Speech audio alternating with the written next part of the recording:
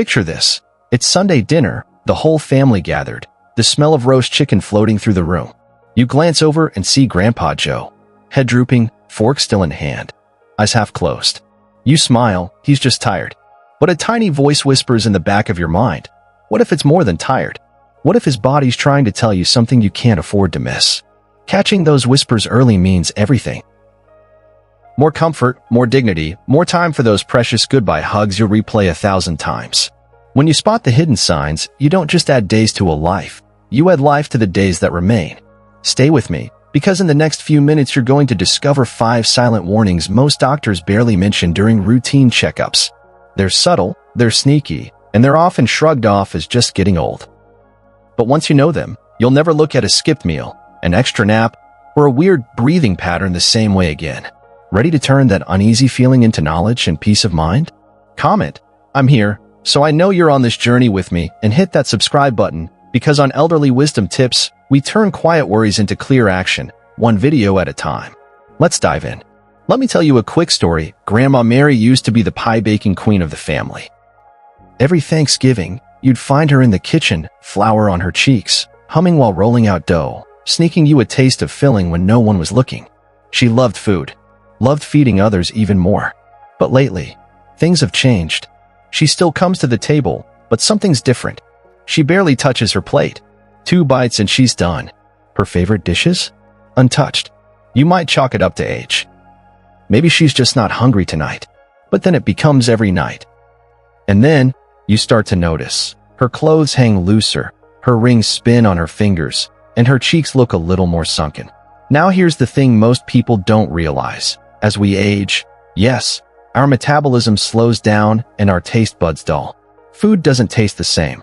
Digestion takes longer. That's normal. But when someone goes from enjoying meals to suddenly skipping them altogether, that's not just aging. That can be the body quietly winding down.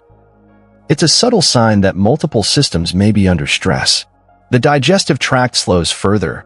Organs may not be functioning at full strength, and the body conserves its remaining energy by reducing hunger cues. Think of it like a dimmer switch being gently turned down. And here's where families often get it wrong. Out of love, out of panic, we try to fix it with big portions. We beg, we bargain, we say things like, you have to eat to stay strong. But to someone nearing life's end, a full plate can feel overwhelming. In fact, pushing too much food too fast can lead to nausea, even vomiting. The body's not asking for more. It's asking for gentleness. So what can you do? Instead of full meals, offer small, bite-sized snacks throughout the day. Think soft fruits, a spoon of pudding, a few sips of warm broth. Hydration is just as important. Offer flavored water, herbal teas, or electrolyte drinks in small cups. It's not about calorie counts anymore. It's about comfort and care. And while this can be heartbreaking to witness, remember, you're not giving up, you're adapting. You're listening to their body's quiet language. But appetite isn't the only thing that starts to fade.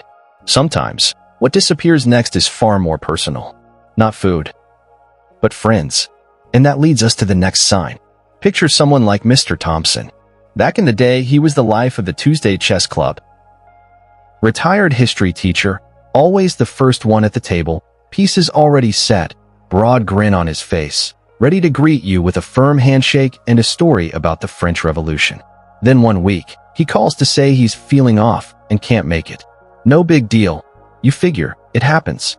The next Tuesday rolls around, same excuse. A month goes by, and suddenly the wooden chessboard gathers dust in his closet. It's easy to label it loneliness or plain stubbornness, but what if it's something quieter, even protective? Here's the science in plain English. As the body slows down, the brain looks for ways to save its limited energy. Socializing, chatting, laughing, following conversations burns surprising mental fuel because your brain must juggle words, expressions, memories, and emotions all at once. When oxygen delivery to the brain drops, the mind starts trimming the extras. Crowded rooms and fast chats feel like a marathon when every breath counts. So instead of stepping into lively chess matches, Mr. Thompson chooses the calm of his armchair and the soft rustle of the newspaper. It isn't laziness or sadness, it's his body whispering. Let's keep things simple. Families often misread this retreat as depression.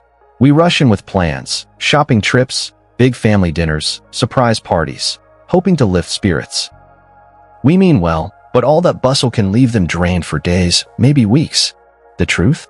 They rarely need more stimulation. They need gentler connection. So how do you honor this new rhythm? Swap group outings for brief, one-on-one visits. 15 minutes of quiet conversation can feel like an hour-long hug. Keep the lights soft, cut background noise, let pauses breathe. A simple card game at the kitchen table, your hand resting lightly on theirs, can be more nourishing than any crowded event. Resist the urge to fill every silence. Sometimes just sitting together, listening to the ticking clock, says, "I'm here and you're not alone." And remember, stepping back socially isn't giving up. It's conserving the precious energy they have left for moments that truly matter. Less talking, less bustling. It often pairs with more napping. But when sleep starts to swallow the daylight, that excessive fatigue can whisper another truth. Take a moment and think of Aunt Linda. You cue up her favorite sitcom, same corny jokes, same theme song she's hummed for years. The opening credits aren't even halfway through before her chin drops to her chest. You nudge her awake. She smiles. "I'm just resting my eyes." 10 minutes later, she's drifting again. Episode after episode passes, and she's asleep more than she's awake. Here's what's really going on inside. As the heart loses its pumping power, less oxygen-rich blood reaches the brain and muscles. The body gets clever. It starts stealing little micro naps, like plugging into a charger for 60 seconds just to keep the screen from blacking out. It's not laziness. It's biology's last-ditch energy-saving mode. But here's where we trip up. We see those naps and think, good sleep will make her stronger. In late life, though, sleep can be less about recharging and more about rationing. Imagine your phone stuck at 5% battery. Every swipe matters, brightness goes down, apps shut in the background. That's Aunt Linda's body, closing non-essentials so the essentials can limp a little farther. So what helps? First, honor the rhythm. Jot down when she seems brightest, maybe mid-morning, maybe after lunch once the coffee kicks in. Use those windows for conversation, reminiscing, or even a quiet laugh at that sitcom. Outside those windows, let her drift. Fighting the current only leads to frustration. Second, encourage tiny, gentle stretches. Ankle circles, wrist rolls, a slow reach for the sky while she's seated. They're small movements, but they nudge the blood around, keeping feet from swelling and joints from aching. Think of it as stirring a pot so nothing sticks to the bottom. And lastly, reshape your expectations. Fatigue isn't a battle to win. It's a language to decode. When she dozes, she's not slipping away from you. She's giving her heart and lungs a breather. Meet her there with softness. A light blanket. A hand resting on hers.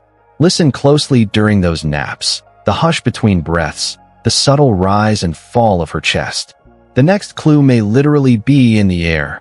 You're sitting in the recliner next to your mom. Maybe you're scrolling through old vacation photos on your phone.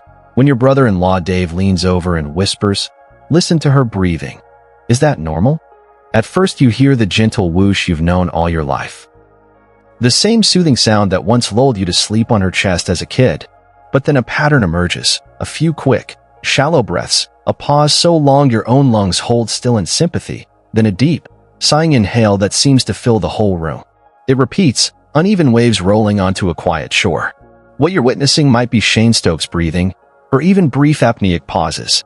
In plain talk, the brain's control center, the little switchboard that orders every inhale and exhale, is starting to misfire. Carbon dioxide builds, the switchboard scrambles, a bigger gulp of air rushes in, then the cycle resets. It can look and sound scary. Here's where our hearts race ahead of the facts. We hear a gasp and think, is this it? Should I call 911? Yet these breathing patterns can wax and wane for days, even weeks.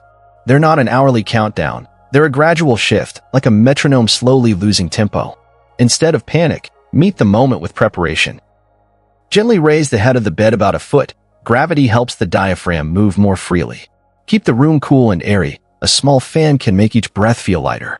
If hospice is on board, talk early. Ask about comfort meds that ease the work of breathing long before a crisis hits. Knowledge today spares chaos tomorrow. While you're adjusting pillows or smoothing the quilt, remind yourself. Every breath, no matter how ragged, is your loved one's body doing the best it can with the fuel it is left. Offer a quiet presence instead of frantic fixes. Sometimes your steady rhythm beside them is the calmest medicine available. And remember, as the chest rises and falls in its uneven cadence, another subtle signal is already gathering strength, this time in the mind itself. Even before you spot the next skip breath, the brain might send up quiet flares you'll want to catch. It's quiet in the room. Ms. Riley, your soft-spoken neighbor who hasn't said much in days, is suddenly wide awake. She turns to you with bright eyes and starts talking about the pond behind her childhood home, the blue dress she wore when she caught her first firefly, the exact words her father whispered the day he taught her to ride a bike. Every detail is vivid, precise, her voice steady, even joyful. For a moment, she sounds like her younger self, like she stepped back in time and brought the light with her. You glance at your sibling across the room, eyebrows raised. Is she getting better? But then, just as suddenly, it fades. Her voice trails off. She stares ahead, lips moving without words. The fog returns. What you just witnessed is something called intermittent confusion, and in some cases, what's known as terminal lucidity. It's a fascinating, mysterious phenomenon where someone nearing the end of life becomes startlingly clear, even radiant, just before their final decline. Here's what's happening inside. Blood flow to the brain becomes irregular. Some areas wake up while others dim down. Neurotransmitters surge unpredictably, lighting up old pathways like sparks on a dying wire. It's not a full return. It's a last, flickering flare of the mind. And this is where it gets tricky. Some families see it as a sign of recovery. They cancel the hospice nurse. They plan a favorite meal. Hope floods in. Others brush it off completely. She's just rambling, they say, dismissing what might be her final attempt to tell you who she truly was. But the truth is, these moments are neither miracles nor meaningless. They're gifts, rare and fleeting. If you're lucky enough to be present during one, don't interrupt. Don't correct. Don't pull them back to the now. Instead, meet them where they are. Ask gentle questions. Let them tell their stories. If you can, record it. Write it down later. These memories are precious, not just to them, but to you, to your children, to everyone who loved them. And in the quiet that follows, take a breath. These moments, as beautiful as they are, often come just before deeper decline. So prepare not in fear, but with love. Make sure papers are in order. Talk gently with other family members. Make peace with what's coming while holding tightly to what's still here. Because knowing these signs is empowering, but facing them, that's the part no one ever prepares you for.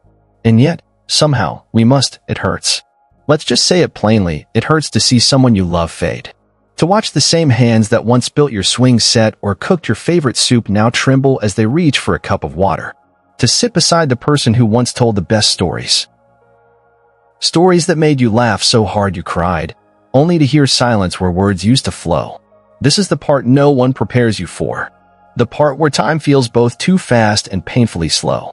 You want to fix it, to shake them gently and ask, where are you going? Why are you slipping away from me? And yet, there's something sacred in this season. Something fragile but deeply meaningful. Because even as their body grows quieter, your presence begins to speak louder.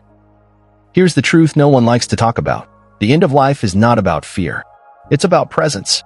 When you replace fear with presence, when you sit without rushing, listen without interrupting, hold a hand without needing to fill the silence, something shifts. You move from panic to peace, from helplessness to purpose. You don't need medical training. You don't need to have all the answers. What you need is you. Fully there. Fully present. So, here's something you can do today. Simple, but powerful. Call someone you love, someone older, someone who's been quieter lately. Or visit if you can. And when you're there, don't ask about the news or the weather. Just ask, how comfortable do you feel right now? That one question can open the door to things they've been holding in. And you're listening, you're quiet, non-judging, full-hearted listening might be the first comfort they've felt all week. You see, there are some things no medication can give. A warm blanket doesn't come close to a warm voice. A soft pillow can't compare to a soft presence. And no prescription will ever match what gentle companionship provides in these moments. That is the final, priceless medicine. And the best part? You already have it to give. Let's take a moment to gently bring it all together. We've walked through 5 silent but powerful signs that often whisper before life comes to a close: a sudden loss of appetite, a quiet retreat from conversation and connection, a deepening fatigue that seems to stretch across the day, a shift in breathing patterns, sometimes shallow, sometimes startling. And finally, those moments of sharp clarity or drifting confusion that speak louder than words. These aren't just symptoms. They're signals. They're the body's way of saying, be near me. Notice me. Be gentle with me now. And I want to hear from you. Which of these signs surprised you the most? Have you seen one of them before, but didn't realize what it truly meant? Maybe it reminded you of your mother, your uncle, a friend. If you feel comfortable, share your experience in the comments. Your story might be the exact comfort someone else needs today. And if you found this video helpful, if it opened your eyes or eased even a little bit of fear, consider joining the Elderly Wisdom Tips family. We're a community built on care, respect, and real-life experience. Every day, we bring new insights that help you navigate this season of life with calm, clarity, and compassion. So go ahead, click that subscribe button. And if you think someone else needs this, share it. As always, stay kind, stay curious, and until next time, may every shared moment shine just a little brighter. I'll see you in the next video.